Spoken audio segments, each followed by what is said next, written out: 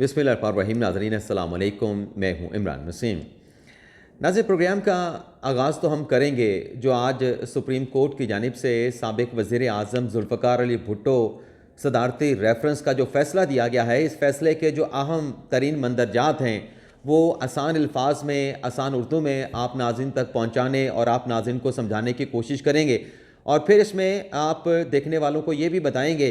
कि ये जो रेफरेंस 2011 को सुप्रीम कोर्ट को भेजा गया था,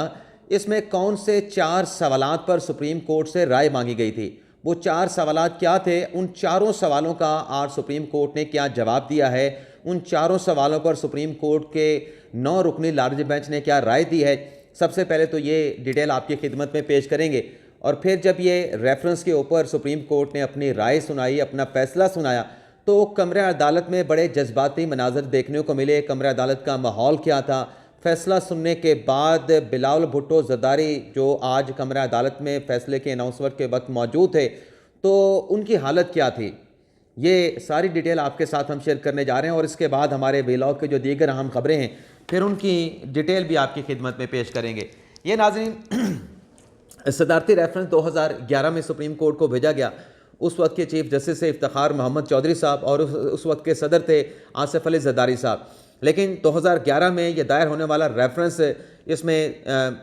साल 2011 में 2012 में 6 समातें हुई और फिर ये कमो बेश 11, साढ़े 11, 12 साल तक सुप्रीम कोर्ट में पेंडिंग पड़ा रहा। चीफ जस्टिस काजी फायसल साहब ने चीफ जस्टिस ऑफ पाकिस्तान का जब मनसब संभाला तो उनकी तरफ से 12 दिसंबर को इस रेफरेंस को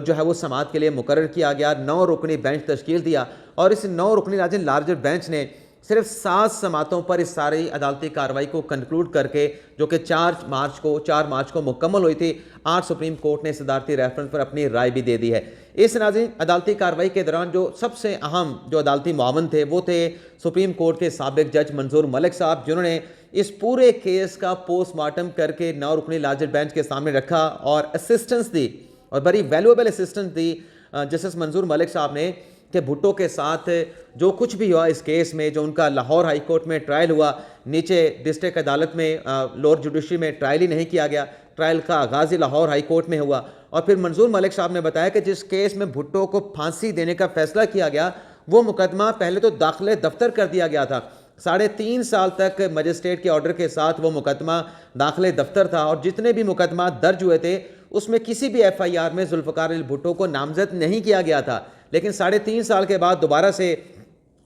मोहम्मद बूटा जो कि तफ्तीशी थे, उसने इस केस को दोबारा से ओपन कर दिया। लेकिन केस को रीओपन करने से पहले जो एक जुडिशल ऑर्डर होता है, जो कि पहले हो चुका था, केस को दाखिले दफ्तर किया जा चुका था, उस जुडिशल ऑर्डर को सेटिसाइड नहीं करवाया गया। यानी कहना ये चाह रहे थे मंजूर मलिक साहब कि जब एक मरतबा अदालती ऑर्डर से आपने भुट्टो के खिलाफ जो मुबैना केस था आपने उसको दाखिले दफ्तर कर दिया, उसको अगर रीओपन करना था तो फिर आपको जुडिशल ऑर्डर लेना चाहिए था। बगैर कोई जुडिशल ऑर्डर लिए, जुडिशल ऑर्डर की मौजूदगी में, पहले वाले जुडिशल ऑर्डर की मौजूदगी में भुट्टो के खिलाफ 3.5 साल के बाद दोबारा से ट्रायल का आगाज़ कर दिया गया और इंक्वायरी पहले शुरू की तफ्तीशी मोहम्मद बूटा ने और रिकॉर्ड जो है मुतलका जो इदारे थे, जो दफातर थे, उनसे बाद में हासिल किया गया। तो मंजूर मलिक साहब के दलाइल का खुलासा ये था कि मिस कैरेज ऑफ जस्टिस हुआ है, बुनियादी हकूक़ फराहम नहीं किए गए और जो ट्रायल का, कत्ल के केस का जो ट्रायल का एक कानूनी प्रोसीजर होता है उसको फॉलो नहीं किया गया। बल्कि मंजूर मलिक साहब ने तो ये भी कहा था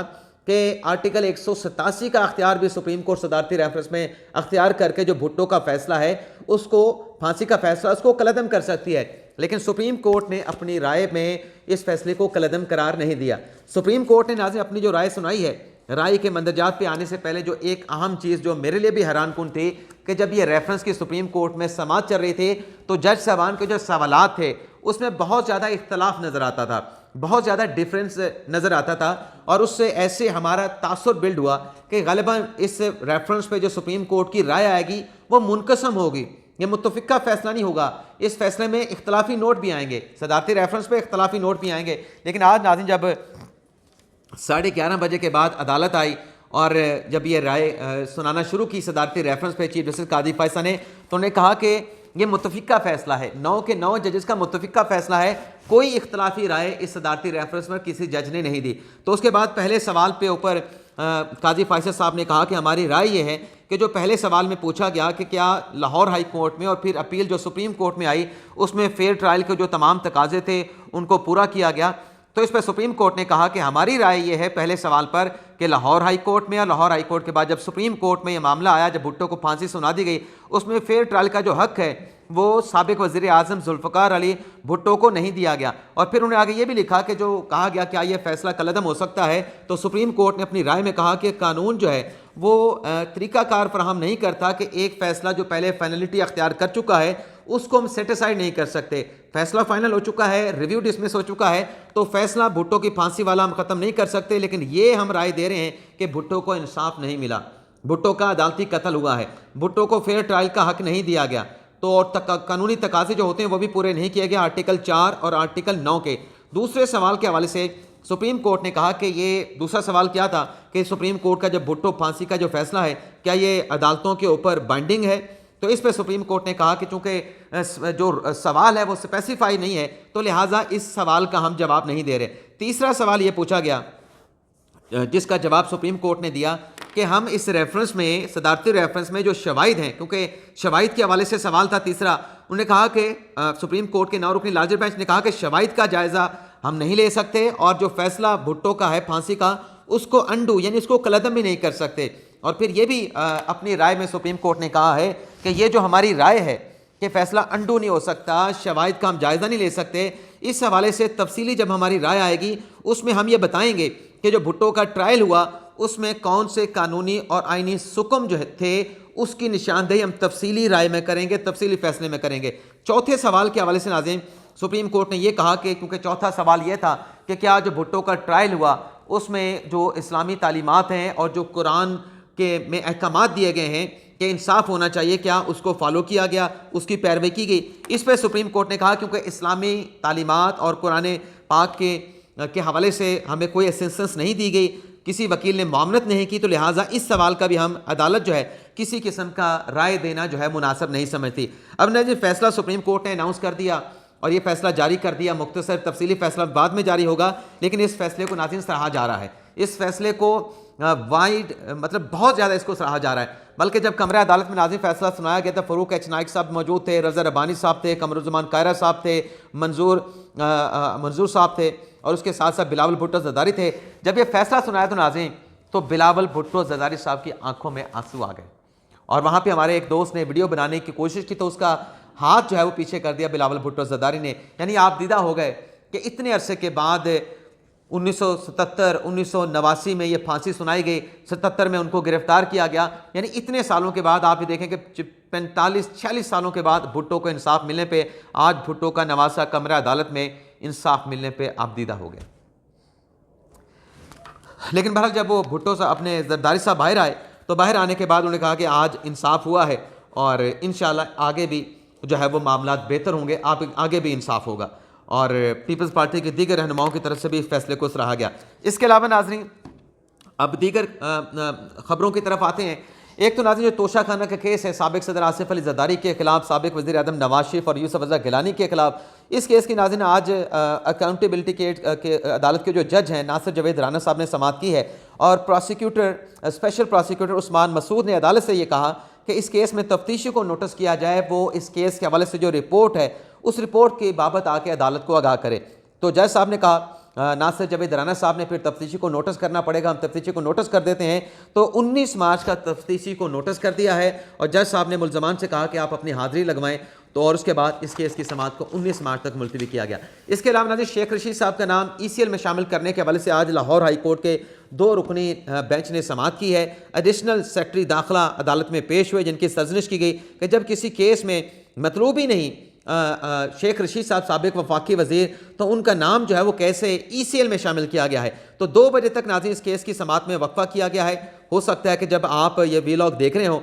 तो इसके ऊपर जो अपना अदालत का फैसला है कि क्या जो अपना नाम है अपना इनका शेख रशीद का वो रखा जा सकता है ECL में, या जो नाम शामिल किया गया है कानून के मुताबिक शामिल किया गया है, तो इस पर हो सकता है फैसला आ चुका। लेकिन 2 बजे तक जो है एडिशनल सेक्रेटरी जो दाखिला है उनसे कहा गया है कि आप अपना तहरीरी जवाब जो है वो 2 बजे तक अदालत में दाखिल करवा दें। इसके अलावा नाज़रीन फार्म 45 और 47 के हवाले से आज मजलिस वहदतुल मुस्लिमीन की जो इस्लामाबाद हाई कोर्ट में दरख्वास्त थी उस पर आमिर फारूक साहब ने समाअत की है और समाअत करने के बाद नाज़रीन जिसमें ईमान ज़ैनब मज़ारी साहबा पेश हुई थी, उनकी तरफ से कहा गया कि जो फॉर्म 45, 47 या 46 या जितने भी फॉर्म थे मुतलका जो कि जारी किए जाने थे इलेक्शन कमीशन की वेबसाइट पे, वो जारी नहीं किए गए। कल कुछ फॉर्म जो है किसी हद तक जारी हुए थे इलेक्शन कमीशन की वेबसाइट पे, लेकिन उसको फिर बाद में हटा दिया गया है। तो इस पर फिर इस्लामाबाद हाई कोर्ट के चीफ जस्टिस आमिर फारूक साहब ने इलेक्शन कमीशन को जो है वो आइंदा हफ्ते के लिए नोटिस जारी करके कि फॉर्म 45, 47 या जितने भी फॉर्म इलेक्शन कमीशन की वेबसाइट पे जारी होने हैं, इसको जारी करने में क्यों मुश्किलात पेश आ रही हैं। तो इस हवाले से नाज़रीन एक और भी बड़ी अहम खबर है कि इलेक्शन कमीशन ने इमरान खान साहब को क्या चैलेंज किया, उस पर डिटेल में नेक्स्ट व्लॉग में हम बात करेंगे। लेकिन बहरहाल इस्लामाबाद हाई कोर्ट ने फॉर्म 45 के हवाले से और दीगर फॉर्म को अपलोड करने के हवाले से इलेक्शन कमीशन को आइंदा हफ्ते के लिए नोटिस जारी कर दिया है। इसके अलावा नाज़रीन नवाज शरीफ साहब का एक और फैसला सामने आया है। नवाज शरीफ साहब खुद तो लंदन से पाकिस्तान वापस आ गए, लेकिन उनके बेटे हुसैन नवाज उनके साथ वापस नहीं आए, हसन नवाज उनके साथ वापस नहीं आए। लेकिन आज हसन और हुसैन की जानिब से एडवोकेट काजी मिसबा साहब ने अकाउंटेबिलिटी कोर्ट के जो जज हैं, अकाउंटेबिलिटी कोर्ट में एक दरख्वास्त दायर की है कि जो दायमी वारंट जारी किए गए थे हुसैन नवाज के, हसन नवाज के, जिसमें उनको इश्तिहारी करार दिया गया था, ये नोटिस मुअत्तल किया जाए। तो इस पर जज साहब ने जो है वो ये किया है कि कल के लिए जो नैब है, नैब को नोटिस जारी करके उनसे जवाब मांग लिया है कि ये दोनों आना चाहते हैं। हसन नवाज, हुसैन नवाज अदालत के सामने सरेंडर करना चाहते हैं और वो चाहते हैं कि आने से पहले उनके जो वारंट है उनको मुअत्तल किया जाए। तो नैब का क्या मौक़िफ़ है, तो नैब से इस पर जवाब मांग लिया गया और कल तक इस केस की समाअत को नाज़रीन मुलतवी कर दिया गया है। इसके अलावा नाज़रीन आज अडयाला जेल में इमरान खान के खिलाफ 190 मिलियन पाउंड के केस की समाअत होना है। जज नासिर जावेद राना साहब अडयाला जेल में पहुँच चुके हैं। 5 गवाह जिसमें मोहसन अमन हैं, मोहम्मद जाहिद हैं, सैयद अंसर हैं, जमील अहमद हैं, अली शाहिद हैं, इनके बयानात आज इमरान खान और बुशरा बीबी साहबा के खिलाफ 190 मिलियन पाउंड नैब रेफरेंस केस में कलम बंद किए जाने हैं। तो इसमें जो भी समाअत होगी, जितने गवाहों के बयानात रिकॉर्ड होंगे, वो सारी डिटेल नेक्स्ट व्लॉग में आपके साथ हम शेयर करेंगे। इसके अलावा नाज़रीन साफ़ी असतूर को जो FIA की जानिब से नोटिस किया गया और फिर नोटिस के नतीजे में जब वो पेश हुए उनको गिरफ्तार कर लिया गया। इस मामले पे जो FIA का नोटिस था उसकी सस्पेंशन के लिए और मजमूई तौर पे इस्तदा ये की गई थी इस्लामाबाद हाई कोर्ट से कि असतूर को जारी किया गया जो नोटिस है उसको कलअदम करार दिया जाए। आप chief justice Islamabad high court ने असतूर के खिलाफ FIA के नोटिस के ऊपर समाअत की है और इसमें आमिर फारूक साहब ने पूछा कि अब स्टेटस क्या है इस केस का। तो ईमान ज़ैनब मज़ारी की तरफ से कहा गया कि नोटिस किसी और मामले पे जारी किया गया असतूर को, लेकिन सवालात किसी और मामले पे पूछे जा रहे हैं। तो आमिर फारूक साहब ने कहा कि आपकी जो प्रेयर है वो तो FIA के नोटिस की हद तक है, हम इस रिट पिटीशन में जो हमने रिलीफ देना है वो आपकी प्रेयर से बियॉन्ड जाके नहीं दे सकते, हमने तो सिर्फ नोटिस को देखना है। लेकिन बहरहाल आमिर फारूक साहब ने ये नहीं कहा कि ऐसा नहीं होता जो FIA ने किया है कि एक तरफ आप FIR दर्ज करें और ऐसा भी नहीं होता कि आप FIR दर्ज करने के बाद गिरफ्तारी भी कर लें। तहकीकात करने का और गिरफ्तारी करने का एक तरीकाकार होता है। और फिर जस्टिस आमिर फारूक साहब ने यह भी कहा कि बंदा इस वक्त जिस्मानी रिमांड पे है, तो जब बंदा जिस्मानी रिमांड पे है तो जो नोटिस FIA ने जारी किया है बात तो उससे आगे जा चुकी है, बात आगे निकल चुकी है, तो हम कैसे इस नोटिस को अब सस्पेंड कर सकते हैं। तो FIA को और उसके साथ साथ ख़ास तौर पे ईमान ज़ैनब मज़ारी से कहा गया है कि आप तैयारी कर लें, कल हतमी दलाइल दें और इस मामले पे असतूर की गिरफ्तारी और जिस्मानी रिमांड के मामले पर अब तक की जो भी पेशरफ्त हुई है आप हमें मुतमिन करें, मैं इस केस में ऑर्डर जारी करूंगा। वैसे नाज़रीन आज जो 3 दिन का जिस्मानी रिमांड है असतूर साहब का वो भी पूरा हो जाएगा, तो आज उन्हें मुतलका मजिस्ट्रेट के सामने पेश किया जाएगा। वहाँ पर भी देखना होगा कि क्या मज़ीद जिस्मानी रिमांड की इस्तदा तो नहीं की जाती। तो इस हवाले से भी नेक्स्ट व्लॉग में आपके साथ हम डिटेल शेयर करेंगे। शानदाना गुलजार साहब तहरीक इंसाफ की MNA है, रहनुमा है, उनकी तरफ से इमरान खान के साथ मुलाकात के लिए आज एक नई दरख्वास्त इस्लामाबाद हाई कोर्ट में दायर कर दी गई है। शोएब शाहीन साहब ने भुट्टो रेफरेंस के ऊपर अपनी राय देते हुए कहा कि बड़ा अच्छा फैसला है, खुशाइंद फैसला है, लेकिन इतने पुराने केस का फैसला करके क्या होगा, डिक्टेटर तो इस दुनिया में नहीं रहा। अब शोएब शाहीन साहब न जाने क्या कहना चाह रहे हैं, लेकिन जो फैसला आज सुप्रीम कोर्ट ने भुट्टो रेफरेंस पे किया है उस पर पाकिस्तान पीपल्स पार्टी और भुट्टो के बुरसा आज ज़रूर मसरूर होंगे, आज ज़रूर खुश हो रहे होंगे, आपदीदा भी हो रहे होंगे, जज्बाती भी हो रहे होंगे। लेकिन बहरहाल एटलीस्ट वो ये ज़रूर कहेंगे कि चलें दहाइयों के बाद ही सही, 40-45 के बाद के 45 साल के बाद ही सही, लेकिन आज हमारे नाना को इंसाफ मिल गया कि उसका अदालती कत्ल हुआ था, उसको फेयर ट्रायल का मौका नहीं दिया गया, तमाम कानूनी आइनी ज़ाब्तों को पूरा नहीं किया गया। इसके अलावा नाज़रीन एक और अहम मुकदमा NA 130 नवाज शरीफ लाहौर जहाँ से जीते राशमीन राशिद साहबा के मुकाबले में, उस हवाले से इश्तियाक चौधरी साहब ने एक पटिशन नवाज शरीफ के खिलाफ दायर की थी। आज इलेक्शन कमीशन ने उस पटिशन पर समाअत करने के बाद जो है वो फैसला महफूज कर लिया है। जाते जाते नाज़रीन आपको ये भी बता दें कि जो इलेक्शन कमीशन की जानिब से मखसूस नशिस्तों की तकसीम की गई है, जो कि सुन्नी इत्तेहाद कौंसिल का दावा था कि हमें मिलनी चाहिए, अब वो दीगर सियासी पार्लिमानी जमातों में तकसीम कर दी गई हैं। तो वो सीटें हुक्मरान इत्तेहाद को मिलने के बाद हुक्मरान इत्तेहाद जो मरकज़ में है उसको नाज़रीन कौमी असम्बली में 2/3 अक्सरियत हासिल होगी है। तो ये नाज़रीन आज के दिन का हमारा व्लॉग, उम्मीद करते हैं कि आपको पसंद आया होगा। आपसे इजाज़त चाहते हैं। अल्लाह ताला हम सब का हामी नासिर हो। अपनी ढेर सारी दुआओं में याद रखिएगा। अल्लाह।